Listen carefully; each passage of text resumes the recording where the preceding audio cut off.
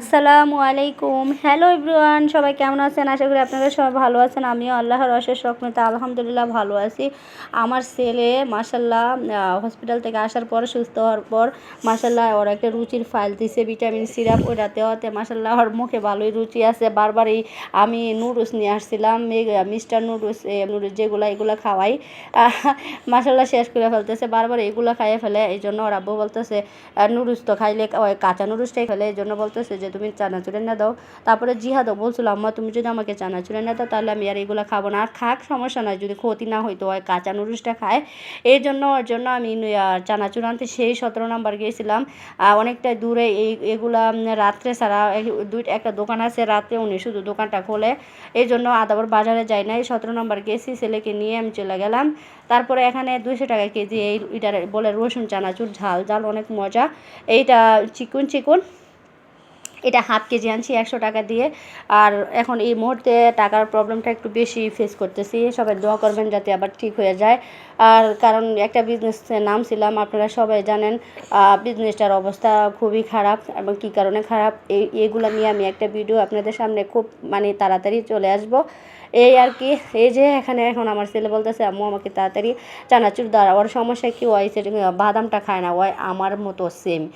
আমিও চানাচুরের বাদামটা বেশি একটা ভালো লাগে না, ওইভাবে বাদাম খাই, কিন্তু চানাচুরের বাদাম আমার একদমই ভালো লাগে না। ও চানাচুরের বাদাম খাইতে চায় না। আমার গাছের বাদাম চানাচুরের বাদামগুলো ওর আব্বুর জন্য রাইখা দেয়, না হয় আমার আম্মা আসলে আম্মারে দেই, এই আর কি।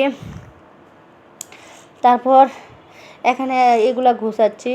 আর জিহাদে আমার সাথে অনেক দুষ্টামি করতেছিল, আর একটু বকাঝকা করলাম। আর ওই একদমই বাইরে বেরোলে হাঁটতে চায় না। আর চানাচুরগুলো আসলে দেখতে অনেকটাই ভালো, আর এগুলো যদি চাউল দিয়ে মরিচ দিয়ে, তারপর চাউল ভাজা দিয়ে মরিচ দিয়ে পেঁয়াজ দিয়ে সরিষার তেল, ভালো খাঁটি সরিষার তেল দিয়ে খাওয়া যায়, এটা তো আরও ভালো লাগতো। আর এই তো সকালবেলা আজকে আমি ঘুম থেকে উঠতে একটু লেট হয়ে গেছে, প্রায় 8:40 মতো ভাজা গেছে। এই জন্য আমি কী করছি, শুধু গ্যাসের মধ্যে ভাতটা বসাইছি, কারণ দুইটা যদি চুলা জ্বালাই তাহলে আমার গ্যাস একদমই থাকবে না, ভাতটাও হইতে টাইম লাগবে। এই জন্য আমি কী করছি, স্টোভের মধ্যেই শর্টকাট যেটা করা যায় নুডলসটাই করে ফেলছি, স্টোভের মধ্যে করলাম। আর সবাই আমরা তিনজনের একটা নুডলসের তিনজনে ভাগ করে খাচ্ছি। আর এই যে এখানে প্যাকেটের আর কী জানি বলে এটারে প্যাকেটের চিড়া, এই চিড়াটা আমার আম্মু অনেকই পছন্দ করে, আমার আম্মু আমাকে বলছিল আনার জন্য, এই জন্য আমি নিয়ে আসছি। আর নিয়ে আসলাম এই যে এখানে ঢাল, খিচুড়ি রান্না করবো আজকে। আর দেখেন রুমের অবস্থা খুবই খারাপ, খুবই খারাপ।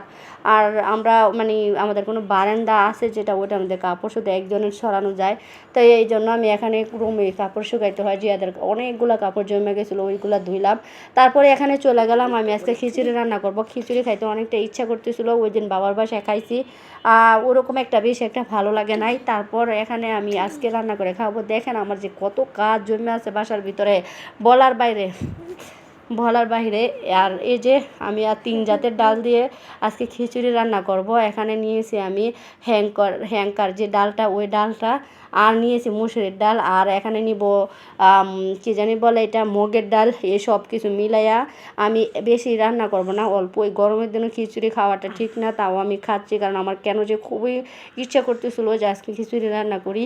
এরপরে 1 পট চালের খিচুড়ি রান্না করব, আর 1 পট যাতে ডাল হয়, এরকম 2 পট মিলাইয়া খাবো।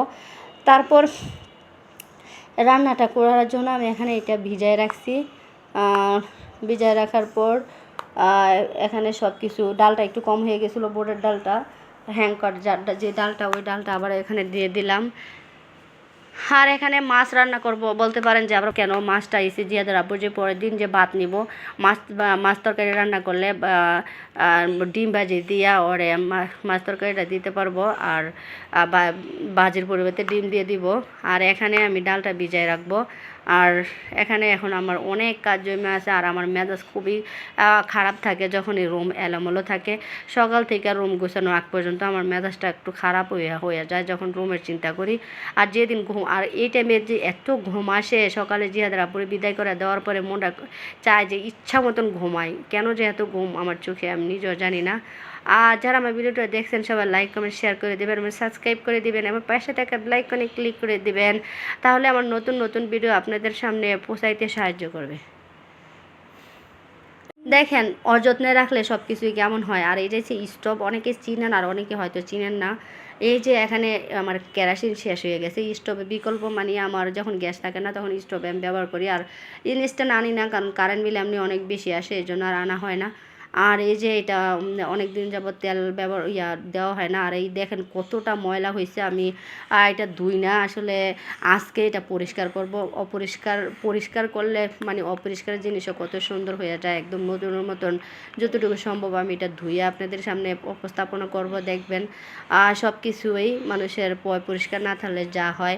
আর পরিষ্কার পরে দেখেন কি অবস্থা, এতটাই ঝকঝকা চকচকা লাগতেছিল, দেখেন কি সুন্দর, একদম চকচকা। এরকম চুলা আগে গ্রামের বাড়িতে যখন মাটির চুলা ছিল তখন আমার আম্মাদের দেখতাম সকালে ঘুম থেকে উঠেই প্রায় সময় চুলা লেপতো, কারণ লেপার কারণ আছে, এগুলো নাকি লেপলে অনেক সুন্দর দেখা যায় এই জন্য। আর এটাই চুলার মতনই ঠিক।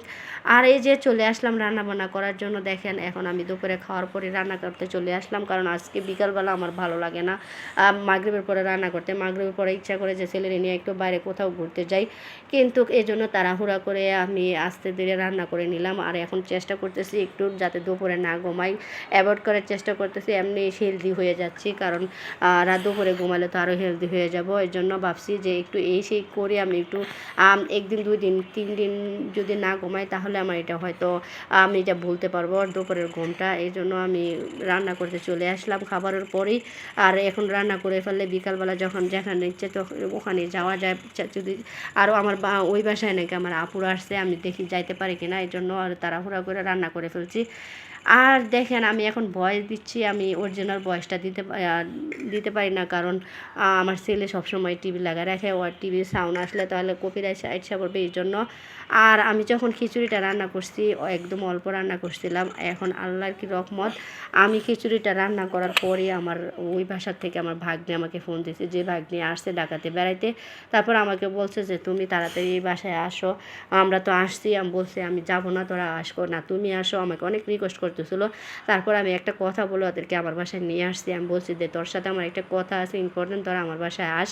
তার বলতে আছে সত্যি বলবা, মানে আসলে কি কথা বলবা? আমি বলছি হ্যাঁ, তাহলে আসি, ইম্পর্টেন্ট কথা বললাম ওদেরকে আমার বাসায় নিয়ে আসি। আসার পরে সবাইকে প্রথম হালকা পাতলা চানাচুর বিস্কিট এগুলো খাইতে দিয়েছিলাম। তারপরে বলছি যে আমি অল্প একটু খিচুড়ি রান্না করছি, সবাই তা আবার ওদের মতো খাবি।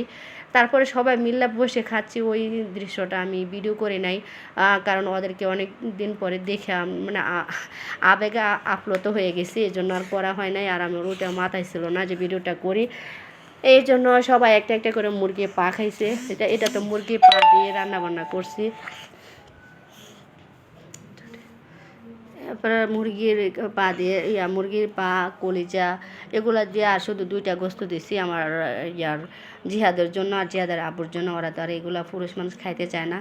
তারপরে আমার ভাগ্নির একটা মেয়ে আছে, মেয়েটাকে একটা টুকরা দিয়ে দিয়েছি, মাসাল্লাহ খাইছে, অনেক ভালো লাগছে। আর এখানে এই যে আমি খিচুড়িটা কষাইতেছি, আমি কিন্তু আপনাকে মানে খিচুড়ি রান্নার পরে কী করছে ওই ইতিহাসটা আপনাদেরকে বলে দিছি, কারণ বয়স দিছি তো, মানে খিচুড়িটা রান্না করতেছি বয়সটা দিচ্ছি আর ওটা বলে ফেলি, কারণ লাস্টে বললে তো আমার ভিডিওই শেষ হয়ে যাবে, এই জন্য আর এইখানেই বলে ফেলছে। আমার খিচুড়িটার মধ্যে আল্লাহর রহমতে বরকত দিয়েছে, কারণ বাসায় মেহমান আসা নাকি একটা বরকতের বিষয়, মেহমান আসাটাও অনেক বরকতের বিষয়। আর পরে এটার মধ্যে আমি লাউ দিছি আর টমেটো দিছি, আর খিচুড়িটা অনেক টেস্ট হয়েছে অনেক। আর সব কিছু আমি আমার মতো করে খিচুড়ি রান্না করি, মাসাল্লাহ যেই খায় বলে যে না খিচুড়ি ভালো হয়েছে। মাঝে মাঝে আবার একটু ডালের সমস্যার কারণে ডালটা অনেক এদিক সেদিক হয়ে যায়, তখন যদি একটু ডালের প্রবলেমটা হয়, অনেক ডাল কিন্তু অনেকক্ষণ সিদ্ধ করলেও আপনার সিদ্ধ হয় না, আর অনেক ডাল একবার বলক আসলেই সিদ্ধ হয়ে যায়। তারপর আমি মানে খিচুড়িটা এই তো ধনেপাতা দিয়েছি, কারণ ধনেপাতা দিলে লেখা খিচুড়ির স্বাদটাই অন্যরকম চলে আসে। সবাইকে নিয়ে খিচুড়িটা খাইছি তৃপ্তি সহকার, অনেক অনেক ভালো লাগছে। আমার ভিডিওটা আপনারা সবাই লাইক দিয়ে দিবেন, আমার মনটাও আজকে অনেক ভালো, আপনারাও আমার ভিডিওটা লাইক দিয়ে দিবেন, শেয়ার করে দিবেন, সাবস্ক্রাইব করে দিবেন। আমার ছেলে আমার কোলের মধ্যে বসে আসছে আর আমি কোনো ভয়েস দিচ্ছি। নেক্সট কোনো ভিডিও নিয়ে আপনাদের সামনে চলে আসবে। এই পর্যন্ত সব ভালো থাকবেন, আল্লাহ হাফেজ।